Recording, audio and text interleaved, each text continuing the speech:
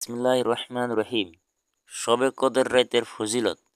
পবিত্র রমজান মাসের মধ্যে সর্বোত্তম একটি রাত রয়েছে, আর এই রাত অনেক বেশি ফজিলত রয়েছে, কিন্তু এই দিন কোনো তারিখ এটা নিয়ম মতভেদ রয়েছে। তবে অধিকাংশ মুহাক্কিকগণ, উলামা ইকরাম, ইমামের ধারণা হইল যে রমজান মাসের ২৭ তারিখের রাতটি কদরের রাত। আর এই কদরের রাত সম্পর্কে আল্লাহ তাআলা কোরআন মাজিদের মধ্যে একটি সূরা নাজিল করেছেন, যে সূরার নাম হলো ইন্না আনজালনাহু ফি লাইলাতিল কদর আল আখির। অর্থ, নিশ্চয় আমি কদরের রাতে কোরআনকে নাজিল করিয়াছি। আপনি হে রসুল জানেন কি যে কদরের রাতটি কি? কদরের কি ফজিলত? কদরের রাতটি ১০০০ মাস হতেও উত্তম।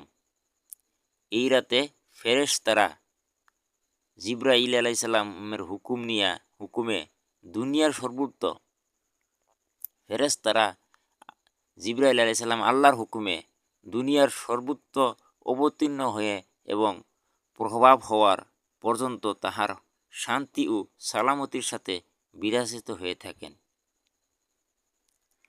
কোনো মুমিন ব্যক্তি যদি কদরের রাতে জাগ্রত হয়ে নফল ইবাদত করে, তবে সে ১০০০ মাস নফল ইবাদতের সোয়াব হতে বেশি সোয়াব লাভ করবে।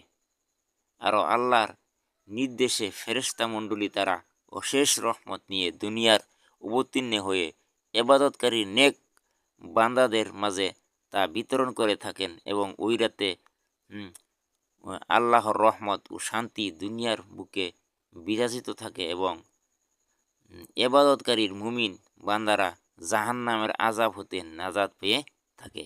এই বিষয়ে আরও কিছু কথা রাসূলুল্লাহ সাল্লাল্লাহু আলাইহি ওয়াসাল্লাম বলেছেন যে আফজালুল লায়ালি লাইলাতুল কদর। যেহেতু এই রাতে ইবাদতের সওয়াব অনেক যে কোনো রাতের ইবাদত অপেক্ষায় বেশি, তাই এই রাতটি সর্বশ্রেষ্ঠ রাত।